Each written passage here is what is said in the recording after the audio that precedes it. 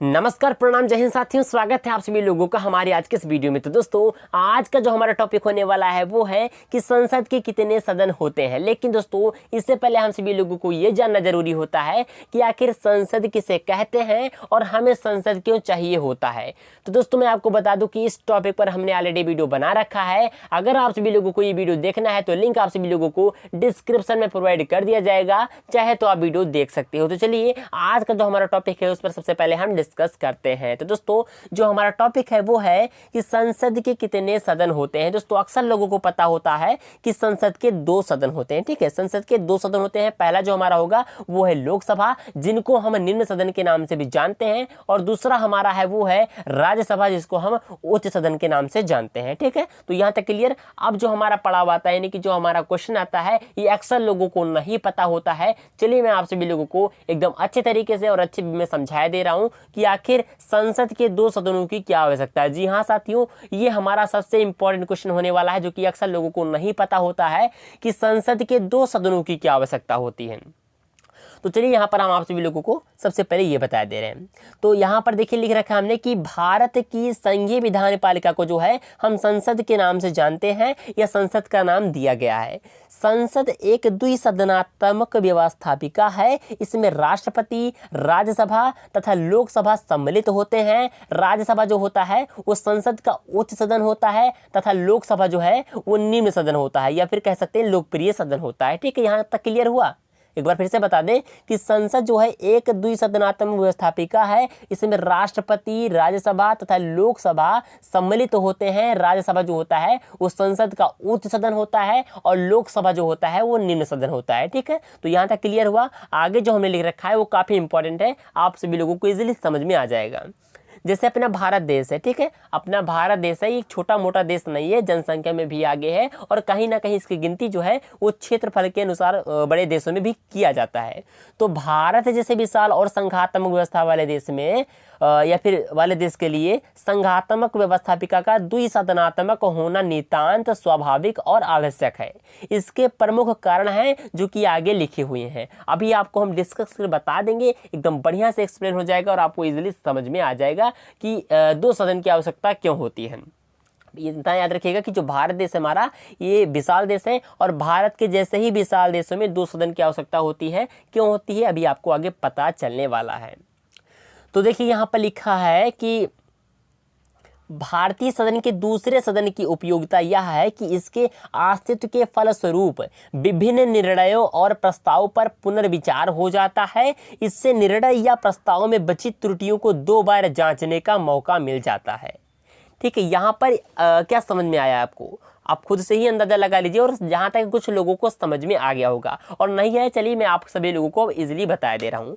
यहाँ पर लिखा कि भारतीय सदन के दूसरे सदन की उपयोगिता यह है कि इसके जो फलस्वरूप है विभिन्न निर्णय प्रस्ताव पर पुनर्विचार हो जाता है। यानी कि सपोज मान लीजिए, देखिए यहाँ पर जैसे मान लीजिए कि ये हमारा लोकसभा है और ये हमारा राज्यसभा है। ठीक है, ये हमारा क्या है, ये हमारा लोकसभा है और ये हमारा राज्यसभा है।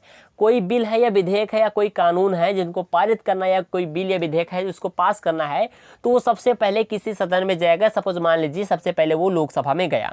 ठीक है, यहाँ पर उस पर विचार हुआ, बहस हुई, खूब सारी बातें हुई उस बिल या विधेयक को पास करने के लिए। अब यहाँ पर किसी तरीके से उस पर विचार, बहस और ढेर सारा बात होने पर इसको पास कर दिया जाता है। ये जो बिल है, इस सपोज मान लीजिए लोकसभा है, यहाँ पर पास कर दिया गया। उसके बाद ये कहाँ पे जाएगा, ये जाएगा हमारे राज्यसभा में। अब जो बिल या विधेयक पास किया गया है वो राज्यसभा में जाएगा। अब वहाँ पर उस बिल या विधेयक के साथ क्या होगा, वहाँ पर पुनर्विचार होगा।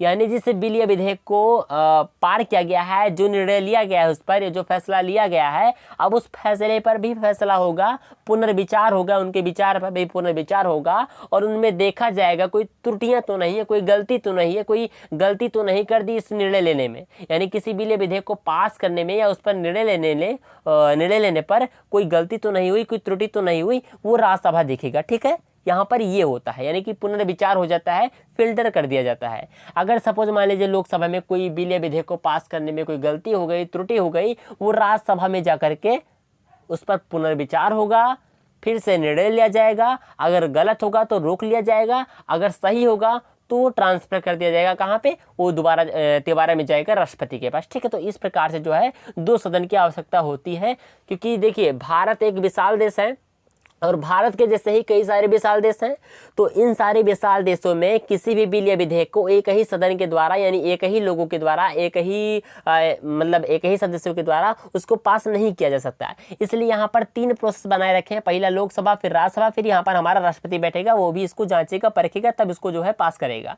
तो यहाँ पर लोकसभा पास करके भेज दिया राज्यसभा में, अब राज्यसभा उस पर पुनर्विचार करेगा कि हाँ ये सही है विधेयक या बिल कि नहीं सही है। अगर उसको भी सही लगा, उसके बाद राष्ट्रपति के पास जाएगा और उसके बाद जो राष्ट्रपति होता है उसको पास करना ही करना होगा, क्योंकि यहाँ पर भी कई सारे सदस्य होते हैं और यहाँ पर भी कई सारे सदस्य होते हैं। जब दो जगह से फिल्टर होकर चला आया तो यहाँ पर से भी फिल्टर करना ही पड़ेगा, उनको फिल्टर करेंगे यानी कि उसको पास कर देंगे। ठीक है, तो यहाँ पर जो 2 सदन होते हैं, इसलिए भी आवश्यकता होती है भारत जैसे विशाल देशों में। और ऐसे कई सारे देश हैं जो काफी बड़े बड़े देश हैं और वहाँ पर 2 सदन हैं। क्यों है आपको समझ में आ गया। चलिए अगले टॉपिक से समझेंगे, लेकिन यहाँ पर कुछ और लिखा है उसको भी देख लेते हैं। यहाँ लिखा हुआ है कि दूसरा सदन प्रथम सदन अर्थात लोकसभा द्वारा जल्दबाजी में बनाए गए कानूनों पर कुछ रोक लगाता है।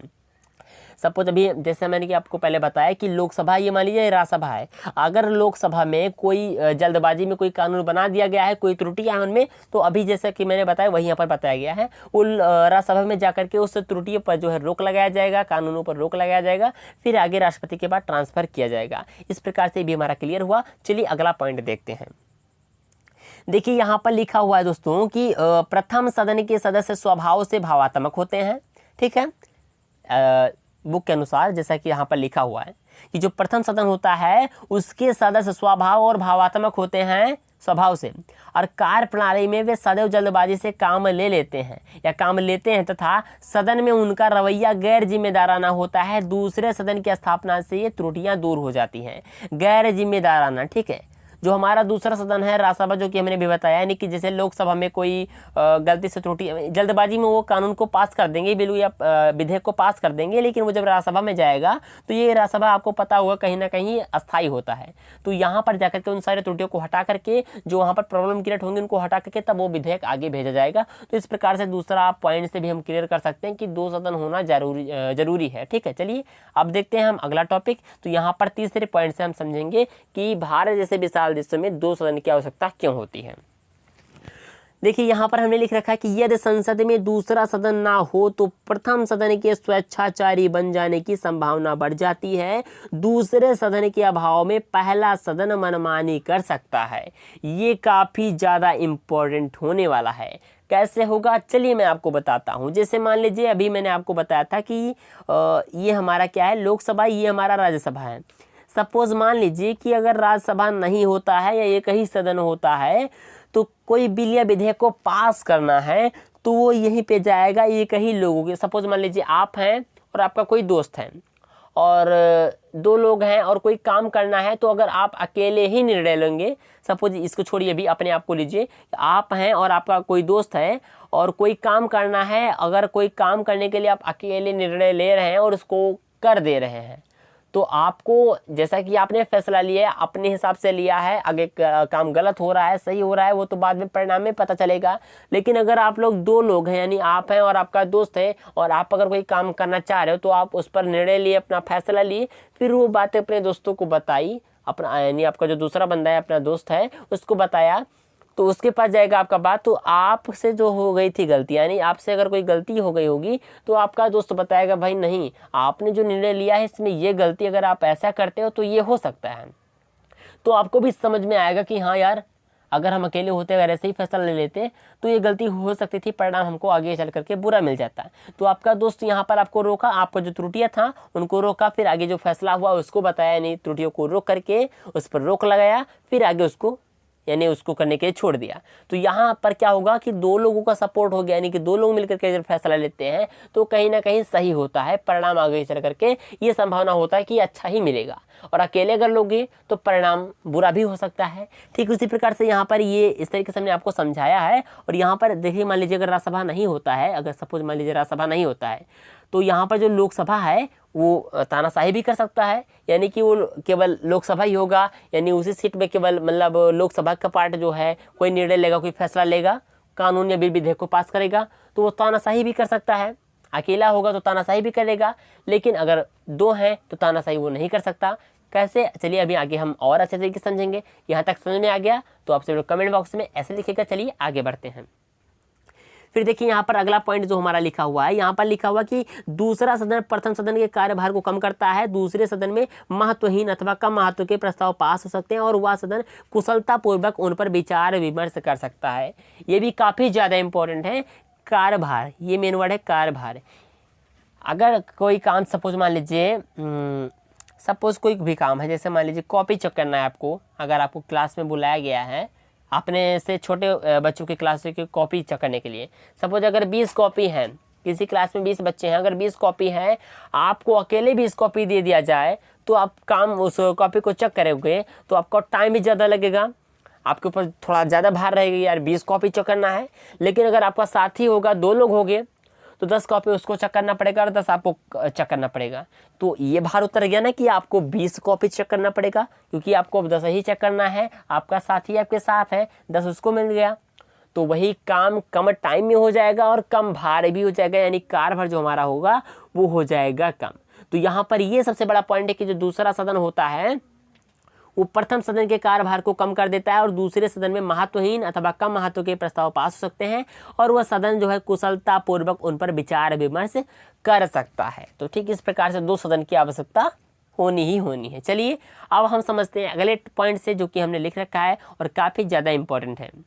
देखिए लिखा है, भारतीय संसद के दूसरे सदन में संघ की विभिन्न इकाइयों को प्रतिनिधित्व दिया जाता है। भारतीय संसद के दूसरे सदन में जो संघ होता है, ठीक है, संघ की विभिन्न इकाइयों को जो है प्रतिनिधित्व दिया जाता है ताकि संघीय विधानमंडल द्वारा संघ की इकाइयों की हितों की अवहेलना ना की जा सके। तो यहाँ पर ये भी काफ़ी ज़्यादा इंपॉर्टेंट है। यहाँ यह ध्यान रखने योग्य है कि राज्यसभा में विभिन्न राज्यों से जनसंख्या के आधार पर प्रतिनिधि लाए जाते हैं। तो ये भी कारण है हमारे भारत देश जैसे, यानी भारत जैसे विशाल देशों में 2 सदनों की आवश्यकता होनी ही होनी है। तो आगे नहीं दोस्तों, तो यहाँ पर ऐसे कुछ पॉइंट हमने ले रखे थे जिनके वजह से आप सभी लोगों को इजीली वे में, यानी इजी वे में समझ में आ जाता कि आप सभी लोगों को आ गया होगा। मैं आपसे ये पूरी उम्मीद कर रहा हूँ कि इसको देखने के बाद आप सभी लोगों को ये पता चल गया होगा कि भारत में फिर भारत जैसे विशाल देशों में 2 सदनों की आवश्यकता क्यों होती है। ठीक है, सो आप जो है उम्मीद है कि आप सभी लोगों को हमारे आज के बताए गए सारी इन्फॉर्मेशन समझ में आए होंगे। जितना भी डिस्कस किया है इजीली आपको समझ में आ गया होगा। सो आपसे एक छोटी सी विनती है कि अगर आप सभी लोगों को हमारे आज का वीडियो पसंद आया हो तो लाइक करके मुझे मोटिवेट जरूर करिएगा। और अगर आप सभी लोगों को ऐसे ही वीडियो के नॉलेज जो हैं, यानी कि नॉलेज वाले वीडियो जो हैं, उनके आप सभी लोगों को नोटिफिकेशन रोजाना अपने मोबाइल पर अपडेट के रूप में चाहिए तो आप सभी लोग इस चैनल को सब्सक्राइब करके रख लीजिएगा। रोज आप सभी लोगों को वीडियो मिलने वाला है। और अगर किसी चीज़ के लिए लेकर के किसी चीज़ को लेकर के डाउट है आपको, या कोई ऐसा टॉपिक है जो आपको नहीं समझ में आया है, या अलग से आप सभी लोगों के मन में कोई डाउट चला या कोई प्रश्न है आपके पास, तो कमेंट में आप सभी लोग क्वेश्चन लिख सकते हो। मैं उन पर वीडियो बनाऊंगा और आपको इजीली समझाऊंगा, एक्सप्लेन करूंगा और आप समझेंगे और एक्सप्लेन करके जो हम समझाएंगे आप इजीली समझ जाएंगे। सो मिलते हैं अगले वीडियो में, तब तक के लिए जय हिंद, जय Bharat, Vande Mataram and take care.